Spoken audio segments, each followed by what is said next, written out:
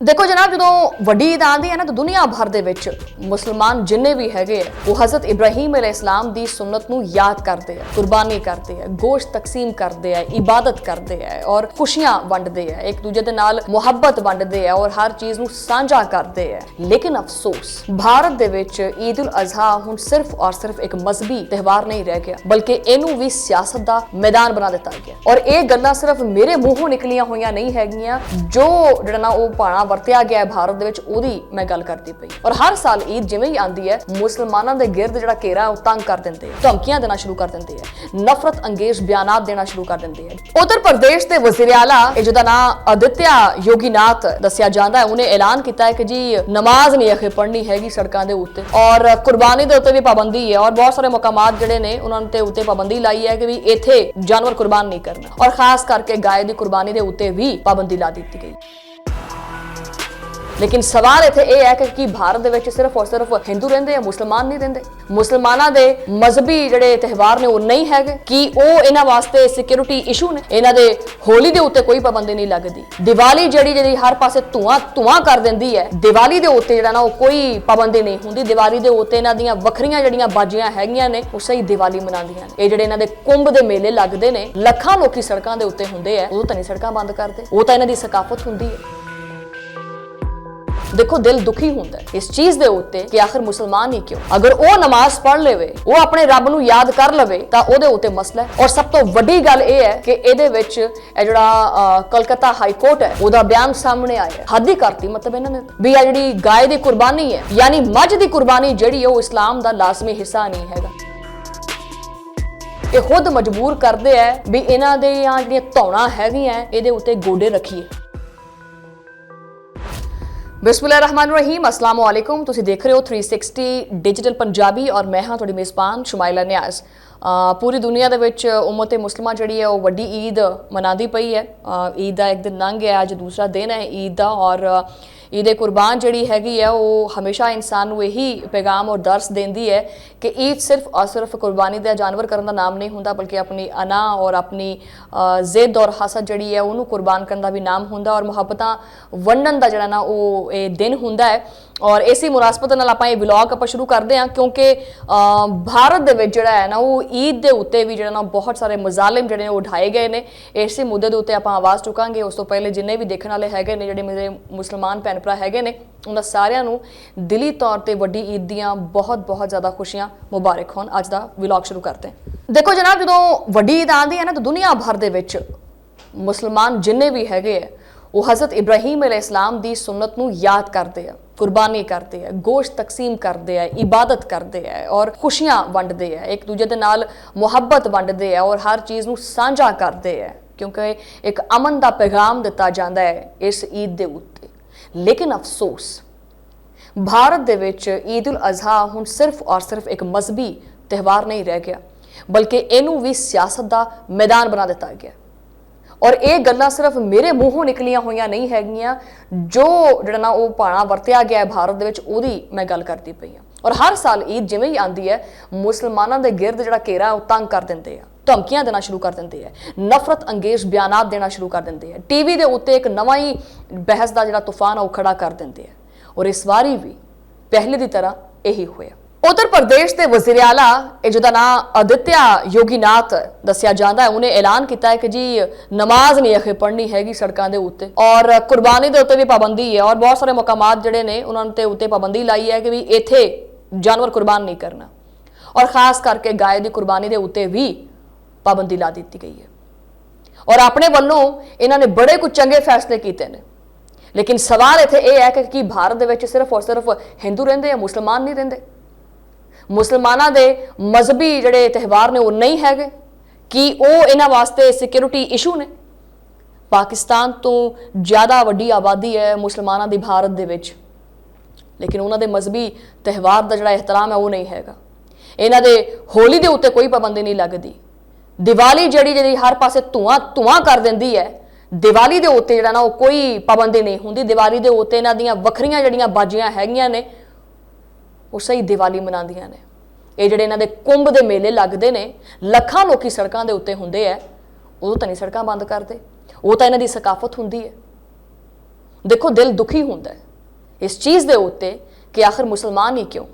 अगर वो नमाज पढ़ लेवे, वो अपने रब नूं याद कर लवे तो उहदे उत्ते मसला है। और सब तो वड्डी गल यह है कि इहदे विच जिहड़ा कलकत्ता हाई कोर्ट है उहदा बयान सामने आया है। हद ही करती मतलब इन्होंने तो भी आ जिहड़ी गाय की कुर्बानी है यानी मझ की कुर्बानी जिहड़ी है इस्लाम का लाजमी हिस्सा नहीं हैगा। हद नहीं हो गई। ये खुद मजबूर करते हैं भी इन्हां दे या जिहड़ियां धौणा हैगियां इहदे उत्ते गोडे रखिए।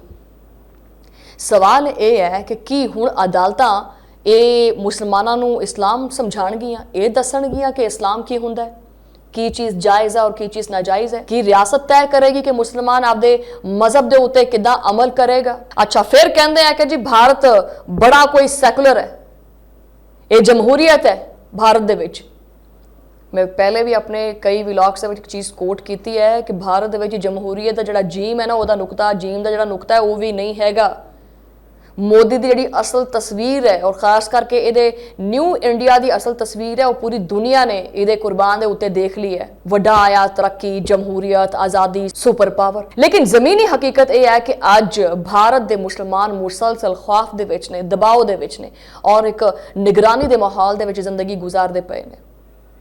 तुसीं खुद सोच के देखो कि इंसान अपने मजहबी त्यौहार भी अगर खुल के ना मना सके तो की गुजरती होएगी उहदे उत्ते।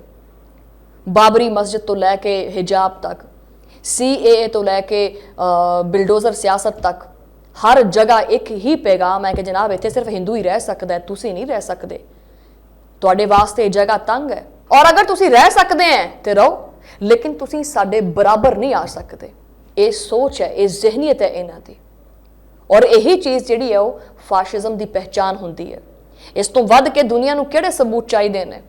दहशतगर्दी दे विच मुलव्वस भारत, दुनिया का अमन खराब करन दे विच भारत मुलव्वस, अकलीतां दे उत्ते मजालिम ढाण दे विच मुलव्वस भारत। फाशिज़म जिहड़ा है ना वो हमेशा अपना एक दुश्मन तलाश करता है और भारत की मौजूदा सियासत ने मुसलमानों नूं हमेशा अपना दुश्मन बनाया है और यही एजेंडा और प्रोपोगेंडा अगे वेचिया और ये नाम के उत्ते वोट इकट्ठे किए, ये नफरत वेच के ते TRP इकट्ठी की है।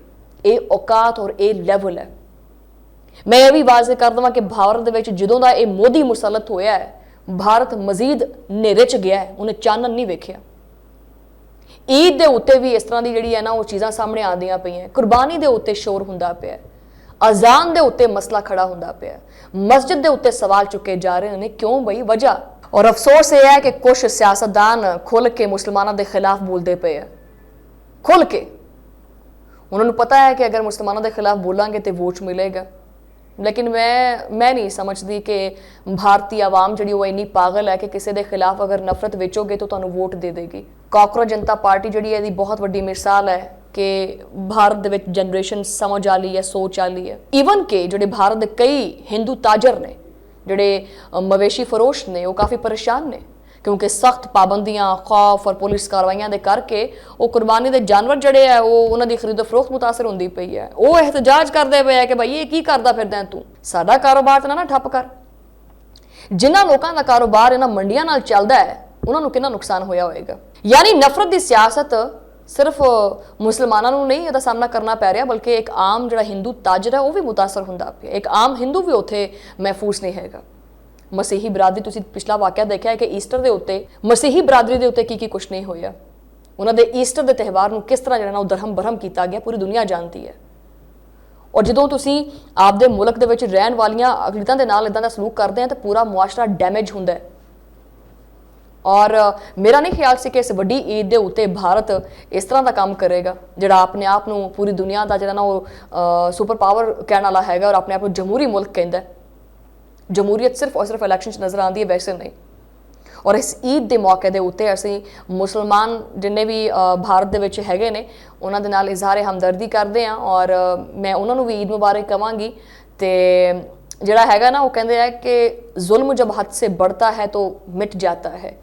ये मोदी जिहड़ा हैगा है वो आपदे वास्ते एक ऐसा खड्डा खोददा पिया है कि एक ना एक दिन उहदे मूँह जिहड़ा है ना वो इन्ने ही इहदे विच पैना है। बहरहाल ਇੱਕ ਈਦ ਦੀ ਮੁਨਾਸਬਤ ਦੇ ਨਾਲ ਔਰ ਆਪਣੇ ਜਿੰਨੇ ਵੀ ਮੁਸਲਮਾਨ ਭੈਣ ਭਰਾ ਹੈਗੇ ਨੇ ਉਹਨਾਂ ਦੇ ਨਾਲ ਇਜ਼ਹਾਰ ਯਕਜਹਿਤੀ ਕਰਨ ਵਾਸਤੇ ਇੱਕ ਛੋਟੀ ਜੀ ਜਿਹੜਾ ਨਾ ਉਹ ਕੋਸ਼ਿਸ਼ ਹੈ ਕਿ ਉਹਨਾਂ ਦੇ ਨਾਲ ਇਜ਼ਹਾਰ ਯਕਜਹਿਤੀ ਔਰ ਹਮਦਰਦੀ ਕੀਤੀ ਜਾਵੇ ਔਰ ਈਦ ਦੀਆਂ ਜਿਹੜੀਆਂ ਖੁਸ਼ੀਆਂ ਨੇ ਉਹਨਾਂ ਦੀ ਸਾਂਝ ਕੀਤੀ ਜਾਵੇ। ਔਰ ਇਹ ਵੀ ਕਿ ਸਿਆਸੀ ਮਸਲਾ ਜਿਹੜਾ ਨਾ ਉਹ ਮਜ਼ਹਬ ਨੂੰ ਨਹੀਂ ਬਣਾਉਣਾ ਚਾਹੀਦਾ। ਜ਼ਰੂਰੀ ਨਹੀਂ ਹੈ ਕਿ ਹਰ ਮੁੱਦੇ ਦੇ ਉੱਤੇ ਹੀ ਸਿਆਸਤ ਕੀਤੀ ਜਾਵੇ। ਵਲੌਗ ਆਪਾਂ ਇੱਥੇ ਖਤਮ ਕਰਦੇ ਹਾਂ ਔਰ ਇੱਕ ਵਾਰੀ ਫਿਰ ਜਿੰਨੇ ਵੀ ਦੇਖਣ ਵਾਲੇ ਹੈਗੇ ਨੇ ਮੇਰੇ ਮੁਸਲਮਾਨ ਭੈਣ ਭਰਾ ਪੂਰੀ ਦੁਨੀਆ ਦੇ ਵਿੱਚ ਸਾਰਿਆਂ ਨੂੰ ਵੱਡੀ ਈਦ ਦੀਆਂ ਵੱਡੀਆਂ ਖੁਸ਼ੀਆਂ ਬਹੁਤ ਬਹੁਤ ਮੁਬਾਰਕ ਹੋਣ। ਤੁਹਾਡੇ ਨਾਲ ਮੁਲਾਕਾਤ ਹੋਏਗੀ ਅਗਲੇ ਵਲੌਗ ਦੇ ਵਿੱਚ। ਉਦੋਂ ਲਈ ਅੱਲਾ ਨਿਗਹਿਬਾਨ।